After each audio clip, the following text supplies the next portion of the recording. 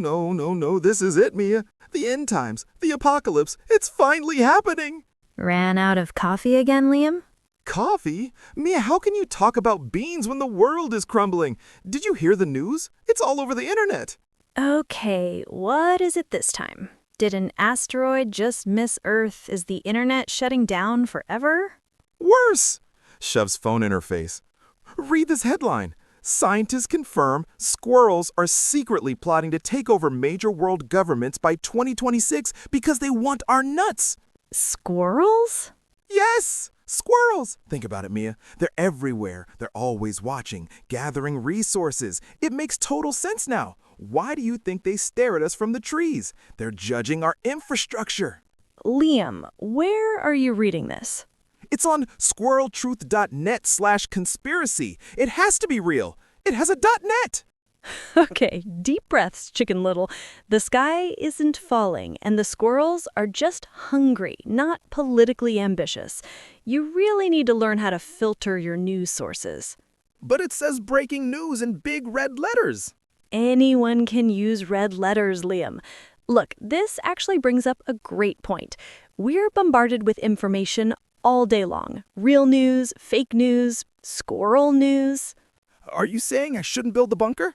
I'm saying you need to stop doom scrolling and start learning how to actually talk about real events with other humans. Talking about the news is the ultimate small talk weapon. It's how you connect with colleagues, neighbors, even strangers. So, less squirrel conspiracies and more actual conversation skills? Exactly. Welcome back to Mr. English, everyone. I'm Mia. And I'm Liam, currently canceling my order for 500 pounds of emergency acorns. Today, we're going to teach you how to sound smart, engaged, and fluent when discussing current events. We're going to cover how to introduce a topic, how to react naturally without sounding robotic, and how to gossip about the news without getting sued. This is vital stuff for #English conversation practice. If you want to move from beginner to intermediate, you have to be able to handle current events. Let's dive in, hopefully squirrel-free. All right, Liam, calm down. Let's assume you read a real news story. How do you start a conversation about it with a friend? Usually, I just walk up to them and yell, "Hey, the economy is crashing!" Yeah, don't do that. That's terrifying. You need opener phrases. These act like a gentle knock on the door of conversation. We need to practice some daily English starters. Okay, teach me your ways, Obi-Wan. The most common, classic way to start is the simple "did you hear" pattern. Simple enough. Did you hear about the new Marvel movie? Perfect. It's casual, it's easy. Now, let's elevate it slightly for our intermediate learners. If the news is very recent, like it just happened this morning, we often switch to the present perfect tense. Ah, the dreaded present perfect. Have you something? Exactly. Have you heard the news about? Or just have you heard about? Why the switch? Why can't I just use past tense? You can, and people will understand you. But the present perfect, have you heard, connects the past event to right now. It makes the news feel fresh and relevant to the current moment. It sounds a bit more dynamic. Okay, let me try. Mia, have you heard about the transit strike scheduled for tomorrow? Excellent. That sounds very natural. Now, what if the news is shocking, like really surprising? Like the squirrels? No, like something real but crazy. You need a phrase that builds anticipation. How about, you'll never guess what happened? Yes, that is brilliant for conversational English. It immediately hooks the listener. They have to ask, what? Another good one is, you won't believe what I just read. Okay, let's role play a few of these. I'll give you a starter, you give me a natural response. Hit me. Did you hear about the new tech company opening downtown? No, I didn't. That's interesting. Are they hiring? Good response. Okay, next one. Have you heard the news about the weather this weekend? Oh, yes. Apparently a huge snowstorm is coming. I'm not looking forward to it. Nice use of apparently. We'll get to that later. Okay, last one. The shocker phrase. Mia, you won't believe what I just read. What is it? Don't leave me hanging. Grinning, the zoo is getting a baby panda. No No way! That's adorable! See? Those openers work perfectly. They invite the other person in. It's crucial for speaking practice to master these simple hooks. Okay, so I know how to start, but I struggle with the middle part. When someone tells me news, I sometimes freeze up. What do you mean? Well, someone will tell me something sad, like, my favorite bakery closed down, and my brain panics, and I just say, okay. Oof, yeah. Okay is a conversation killer. It makes you sound like you don't care. Exactly, but I do care. I just don't know the right English reaction phrases. This is a huge part of fluency. It's called active listening. You need a toolbox of reactions for good news, bad news, and surprising news. Let's build your toolbox. The good news toolbox. Let's start positive. If I tell you something great, you want to mirror that energy. The classic is, that's good, right? It is, but it's a bit boring. Let's spice it up. Try these. That's fantastic. How wonderful. I'm so glad to hear that. I'm so glad to hear that is really nice. It connects you emotionally to the news. Exactly. Let's try it. Liam, I just heard that they are finally fixing the potholes on Main Street. That's fantastic. It's about time. I almost lost a tire yesterday. Perfect reaction. The bad news toolbox. Now, this is harder. Reacting to negative news requires empathy. Tone of voice is everything here. You can't say these cheerfully. Right. No smiling when talking about disasters. What are the phrases? Oh no, that's awful. Simple, effective.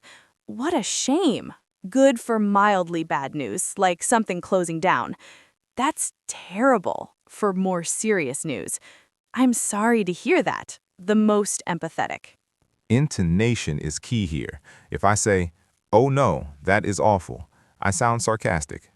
Exactly. Your voice needs to drop. You need to sound genuine. Let's practice. Liam, did you hear about the forest fires out west? They're getting worse. Oh no, that's terrible. I hope everyone evacuates safely. Spot on. That felt real. The surprise toolbox. What about when the news is just shocking, like the panda thing? You need phrases that express disbelief. No way! Very common, very casual. You're kidding, or you're joking.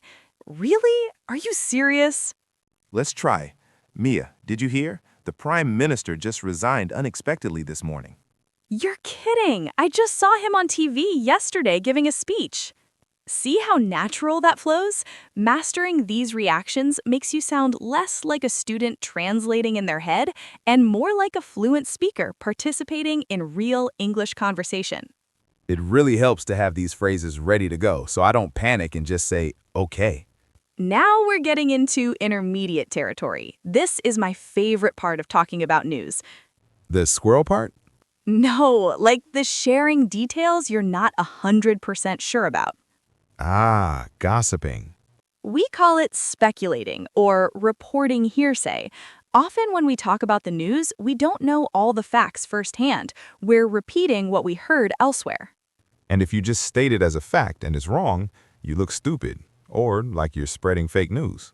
Exactly. So you need distancing language. Language that says, hey, this isn't my opinion, this is just what I heard.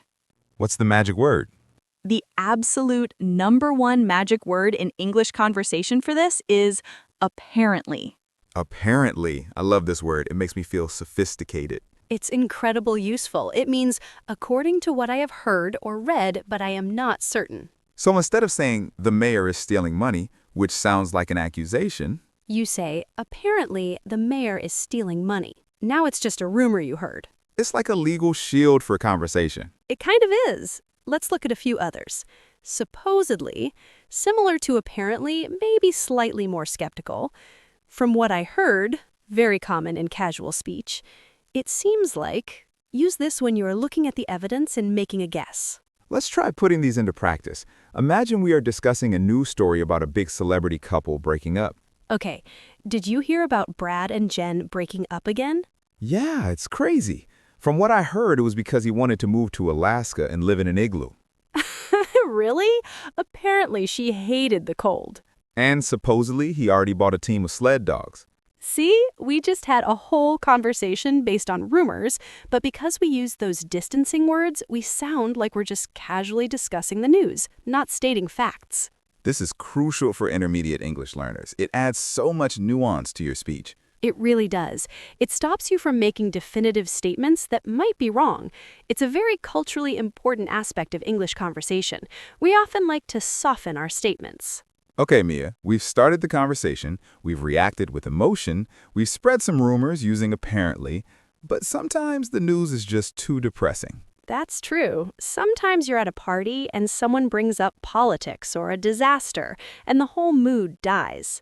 How do you politely grab the conversation's steering wheel and turn it towards something happier, like puppies or squirrels? Back to the squirrels. Yes, you need transition phrases to pivot away from heavy news. You can't just stop talking about a war and immediately say, I like pizza. It's too jarring. We need smooth segues. Exactly. Here are the best ways to change the subject. The related pivot. If you can connect the new topic slightly to the old one, it's very smooth. You can use speaking of. Example? Let's say we are talking about bad weather news. This rain has been awful all week. The flooding is terrible in the north. Yeah, it's really sad. Speaking of water, did you hear they opened that new aquarium downtown? It's supposed to be amazing. Brilliant! You acknowledge the sad news, use the connector, water, and pivot it to happy news. Boom. We also have the hard pivot. Sometimes there is no connection. You just need to bail out of the topic. For that, we use phrases that signal a complete change. On another note, changing the subject slightly. Anyway.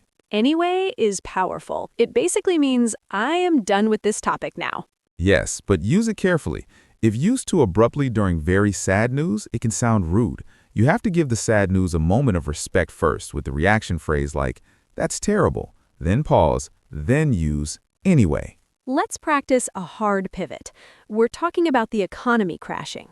Yeah, inflation is just out of control. I don't know how people are affording rent right now. It's really worrying.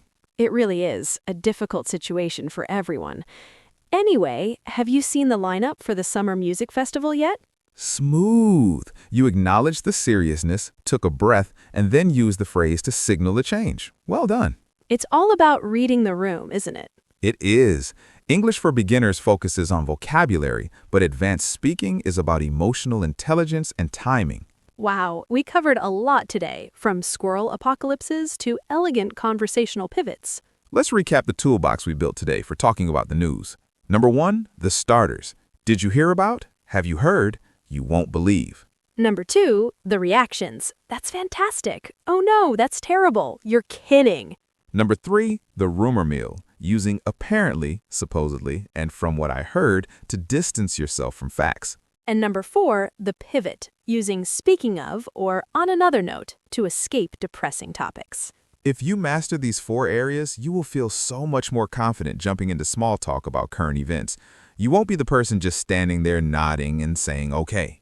So, what's the homework for our amazing listeners today? Your mission, should you choose to accept it, is to find one piece of real news today, not squirrel conspiracy theories. It could still be real. Find a real news story. Then find an English-speaking friend, colleague, or even an online tutor.